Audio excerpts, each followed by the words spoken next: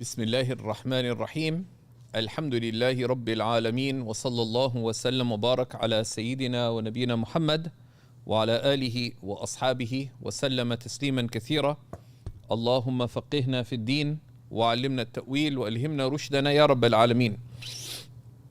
Alhamdulillah, in our lessons on Imam Bahraq's work, The Firm Grasp, in which we're looking at this beautiful guide on revitalizing the heart, we're looking in the chapter on tens at the 10 destructive vices.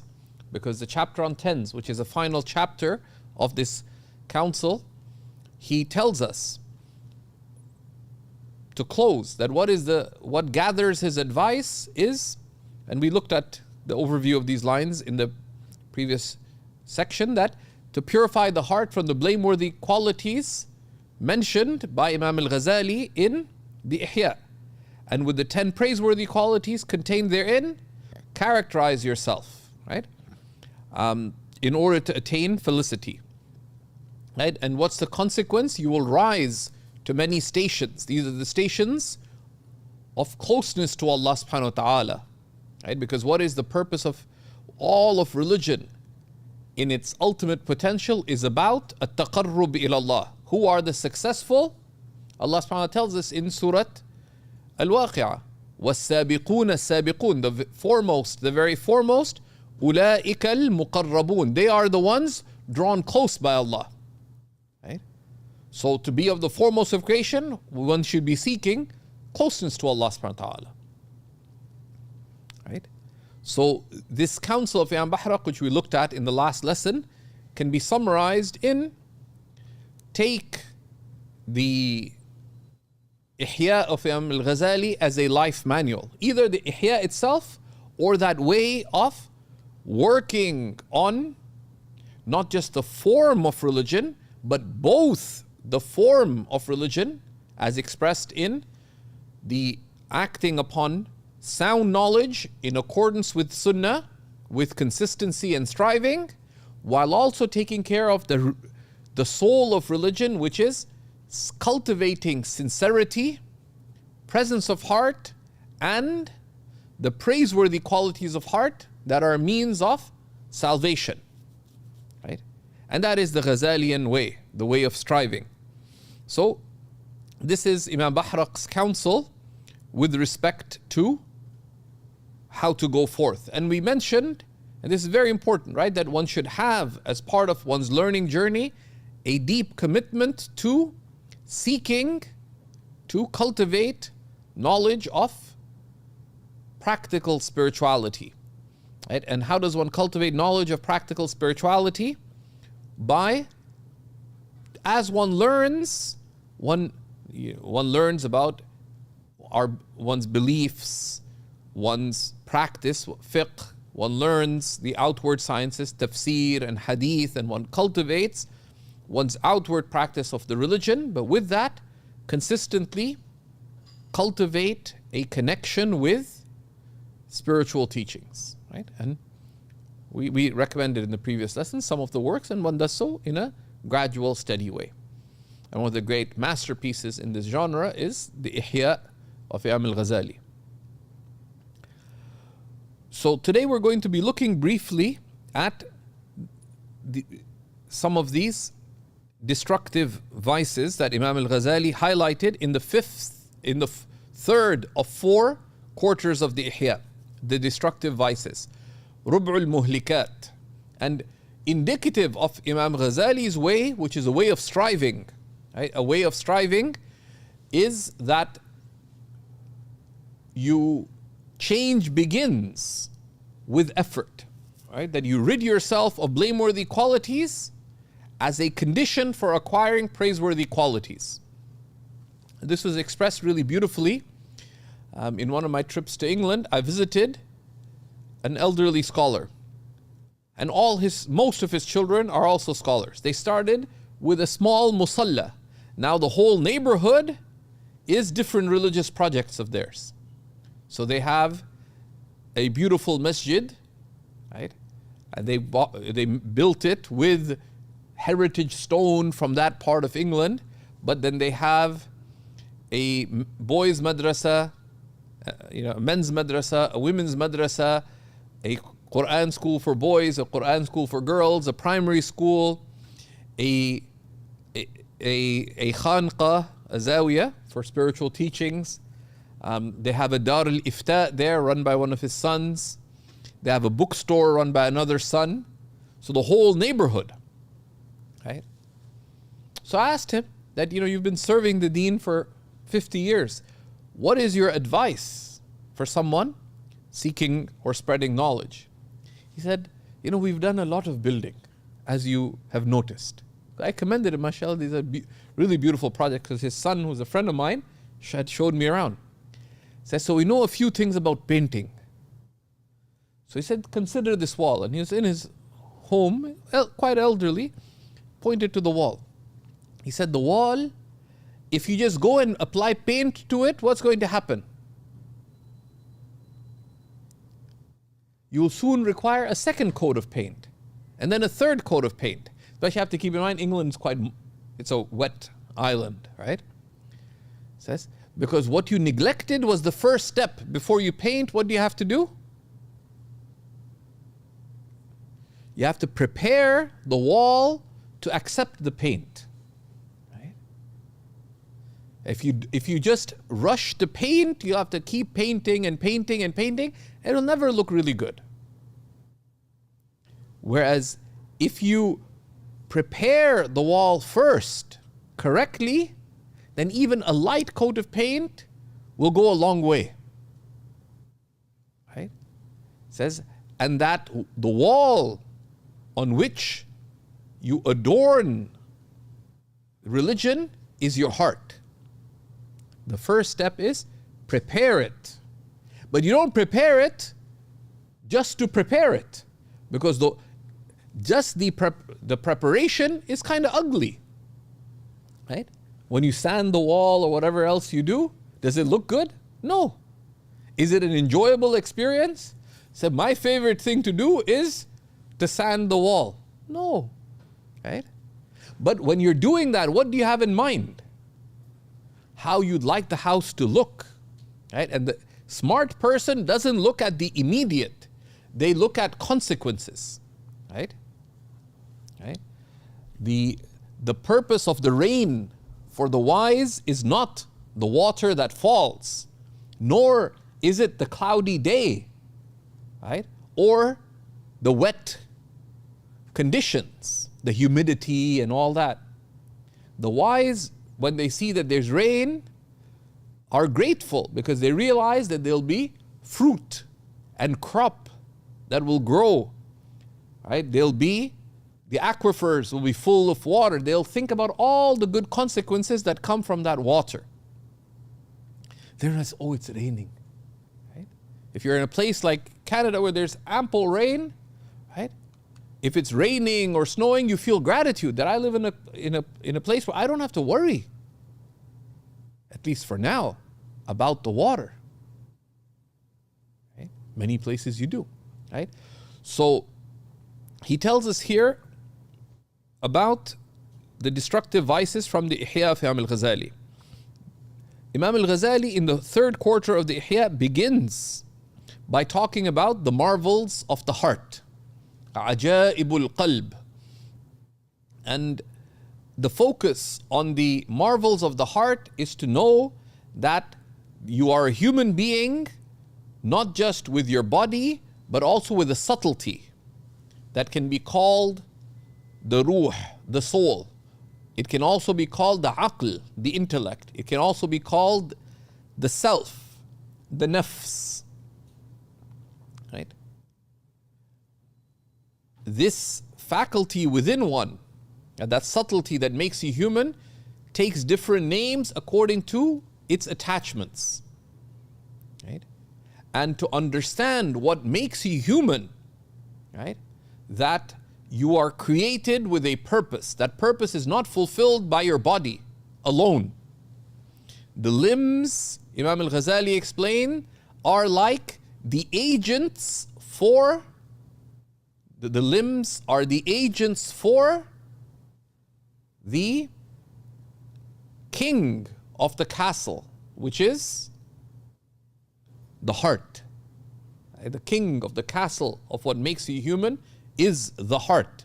And in that, right, you need to understand how you make all your limbs, all your faculties subservient to your heart. What is your heart? Your heart is the faculty within you that turns towards the pleasure of Allah subhanahu wa ta'ala. And once you turn towards the pleasure of Allah, then you prepare yourself for the awakening of the soul, right? The ruh. Right? That is what we're working towards, the awakening of the soul. Everything else, your desires, your whims, your lusts, your emotions, all of these have to be marshaled for that great purpose that you were created for. That's the potential of the heart. Even the mind, which is a tool for discernment. Right? The mind can cause you to build an atom bomb. The mind can cause you to invade someone else's country. The mind can help you plot the ultimate bank robbery, the ultimate bank heist. It can help you do all kinds of crazy things. Do complicated analyses in your brain about the scoring stats between Ronaldo and Messi, or whatever else. Of fleeting benefit or clear harm. Or even the intellect itself, right? Insofar as just a tool of discernment, is subservient to the heart. Right? Because the praiseworthy intellect is when the mind is at the service of the heart, right? In seeking the pleasure of Allah subhanahu wa ta'ala. So that's the opening, and that's a very important work. It's a little theoretical, it's heavy. Imam al-Ghazali can't help but unpack things with great scholarly sophistication, and this book is translated into English.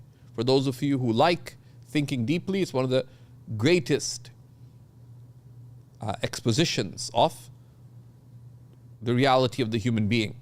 The next book, book 2 of the third quarter of the Ihya, is on disciplining the self, Riyadatun Nafs. And incidentally, this contains within it one of the most brilliant summaries of how to raise children. Imam al-Ghazali, just in passing in the Ihya, just a chapter in the book, has a brilliant summation of how to raise children. And many people commented upon just this section. But the way of knowledge in disciplining the self is that you need to have knowledge of what are qualities that are pleasing to Allah and what are qualities that are displeasing to Allah. They're just as we are obligated to pray, fast, and give zakat, we are obligated to have certain qualities, which we'll be looking at in upcoming days on the salvific virtues. Patience and gratitude and hope and fear and reliance and trust. But just as these are all qualities that are obligatory to have, but just as we're not allowed to eat the haram or do the haram or engage in the haram of the outward, right? We can't drink wine, have illicit relations, etc. of the outward. Likewise, there are sins of the inward: pride, arrogance, envy, malice, ill opinion of Allah, ill opinion of people, that are also prohibited. So, of course, there's a lot of nuance to the Ghazalian method, but change, disciplining the self, begins with purpose, that you commit to that I want to change my condition. You acquire knowledge of the vices. What are the qualities that Allah has made it obligatory for me to get rid of? You learn about them.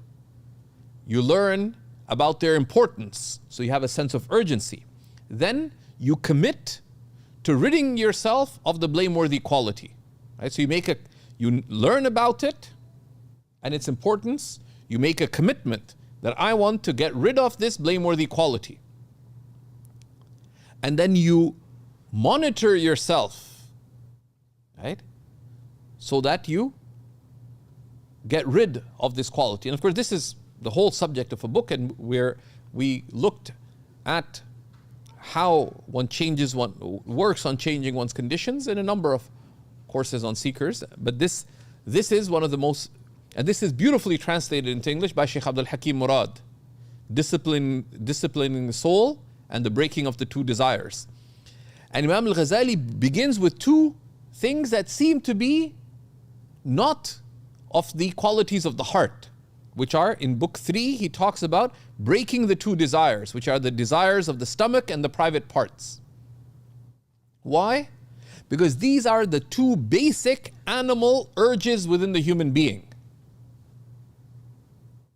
Even though eating is halal in itself, probably not in the quantities that most of the people having iftar have them, right? Which is certainly on the men's side. I don't look at women's food, right? But it's questionable, right? Alhamdulillah, I'm off duty at the time. If I had to issue a fatwa on every plate, it would generally be between makruh and haram, right? Or at least makruh, but I don't judge, right? But it's hard to look down because the plate's usually, below chest level, right? So if you look up, you'll bang it, bash into someone. It's kind of tricky not to look at someone's plate. So breaking the two desires, right? Because these are basic human urges. If you can't control yourself with the two basic human urges, which are for food and for one's physical desires, how can you control things and they're both tangible. If you can't control those, how can you control things that are a lot more subtle, like pride or arrogance or any of these? That's why Imam al-Ghazali begins with these. But also, these have grave consequence. The desire for food and being able to have restraint with that, you eat every day. Most people don't always have the opportunity to have malice towards others, right? To be proud with someone. That day you might just be at work. You showed up at work, worked, went home. There's no opportunity to be proud until you went to the family gathering, right? But we eat several times a day, right? So people's desires are something that comes over them regularly. So restraining these is very powerful. And this is an amazing section. Although Imam Ghazali goes heavy, right? And that's why, the works of the scholars are best contextualized, right? Either by studying them or when you read something, particularly if it's heavy, just ask. Just ask, right? Then he talks about the harms of the tongue. The harms of the tongue. Why? Because changing how you speak is key to changing the human condition. Allah subhanahu wa ta'ala tells us that in the Quran. Ya ayyuhalladhina amanu ittaqullaha wa qulu qawlan sadida. O you believe, have taqwa of Allah and say words that are upright, that are purposeful, right? That are balanced. Yuslih lakum a'malakum. If you do so, Allah will rectify for you your actions. وَيَغْفِرْ لَكُمْ ذُنُوبَكُمْ. And He will forgive for you your sins. Why? Because we speak so much, right?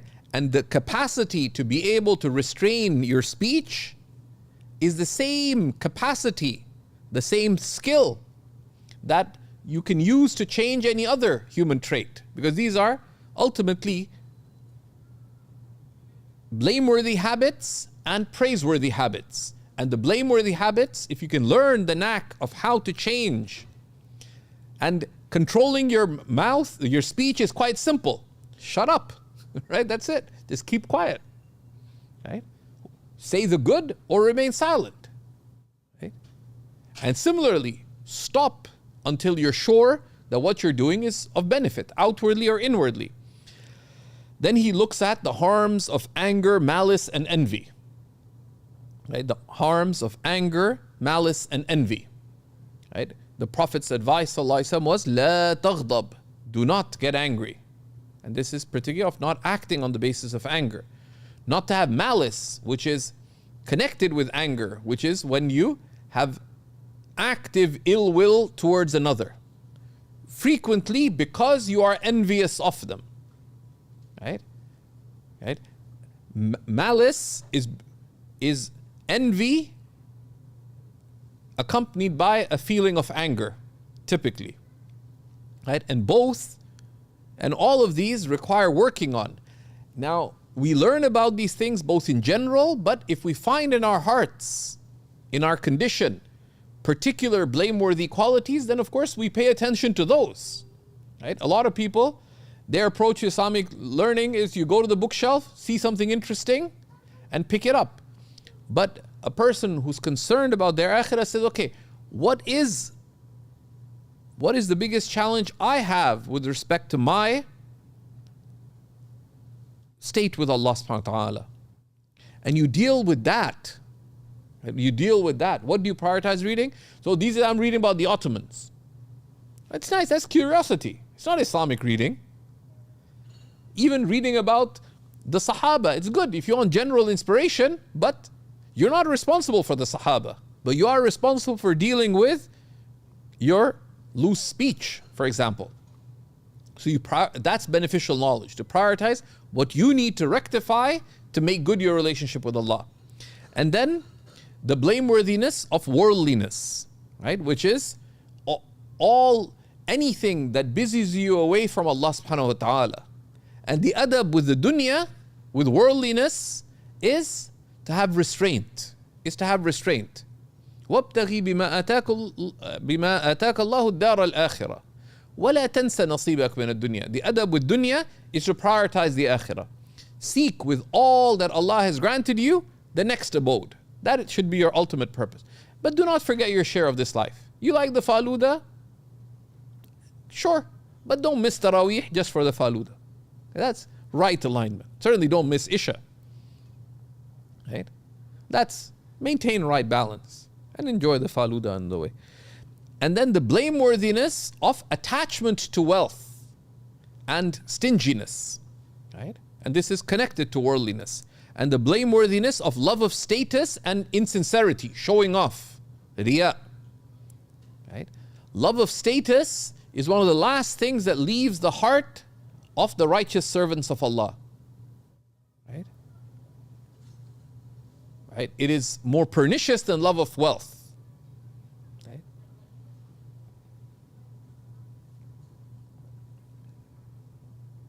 And finally, blameworthiness of pride and conceit, and the blameworthiness of delusions. There are many, many blameworthy qualities of the heart. Each of these, Allah subhanahu wa ta'ala has talked about in the Quran. Right? Allah subhanahu wa ta'ala tells us about in the Quran and warns us about these. That past people went astray because they were proud in the lands. They had conceit. They walked conceitedly. They became haughty. Right? They sought status of this world. Right? They showed off. Right? Both the past people and likewise the hypocrites. Yura'una nas, they show off to people in their prayer and don't remember Allah but little. Right? So each of these qualities, we should have a life plan that I want to pay attention to the state of my heart. Right? And to acquire knowledge of that. And it's a life journey. It's also of great reward. Why? Because it's not easy to change. Some of the philosophers said you cannot change your condition. You're born as you are and you'll die as you were born. Others said, no, you can change your condition. And while it is true that you can change your condition, but changing your condition requires great effort. Right? That if you traveled for a while and you come back, your friend may now have gray hair, she may, be wealthier and, to use Desi's talk, healthier. She's, several dozen pounds weightier than she was before. All kinds of things. But she's still very much the same person. All these things. She may now eat different things, etc. But people, their character doesn't change a lot. Unless someone really works on it. Right? So this is something that he says, if you do this, the consequences, this is what opens doors of closeness to Allah. Right? And we'll close with the divine promise from Surah Al-Ankabut. Allah subhanahu wa ta'ala tells us, وَالَّذِينَ جَاهَدُوا فِينَا, and those who strive for our sake. لَنَهْدِيَنَّهُمْ سُبُلَنَا, we will surely guide to the pathways to us. وَإِنَّ اللَّهَ لَمَعَ الْمُحْسِنِينَ, and indeed Allah is truly with those who strive for excellence. Right? And the Prophet ﷺ tells us, الْمُجَاهِدُ مَنْ جَاهَدَ نَفْسَهُ لِلَّهِ عَزَّ وَجَلَّ, in the sound hadith. The mujahid, the one who truly strives, is the one who strives against their lower self, their blameworthy qualities, for the sake of Allah, mighty and majestic. May Allah subhanahu wa ta'ala make us of those people, and make us of those who make a considered commitment in this month to rectify our condition with Allah subhanahu wa ta'ala. Next session, bi'idhnillahi ta'ala, we look at the 10 salvific virtues, just as an overview, that these are things requiring our urgent attention. Wa sallallahu wa sallam wa barak ala Sayyidina Muhammad wa ala alihi wa sahbihi wa sallam, walhamdulillahi rabbil alameen. Wa barakallahu ta'ala fikum.